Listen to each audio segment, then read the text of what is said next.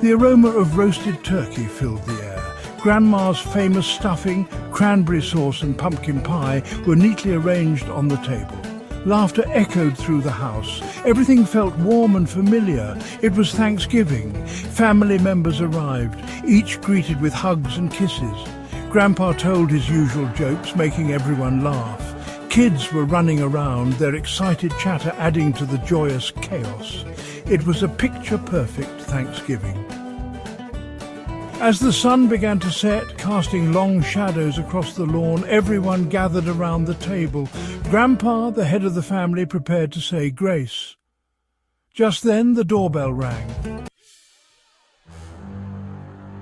A chill ran down everyone's spines. Who could be visiting at this hour? Aunt Martha cautiously approached the door and peered through the peephole. A tall, thin figure stood on the porch. He wore a long, dark coat and a wide-brimmed hat that hid his face. Hesitantly, Aunt Martha opened the door a crack. "Can I help you?" she asked nervously. "Good evening, madam," the stranger said, his voice deep and raspy. "I seem to have lost my way. Might I come in for a moment's warmth?" He smiled, but it didn't reach his eyes.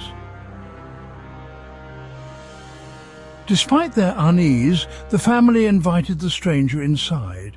He introduced himself as Mr. Silas, a traveller passing through. As Mr. Silas settled into the dining room, a series of odd events began.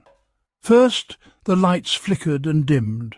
Then, a cold draught seemed to seep into the room despite the roaring fire in the hearth.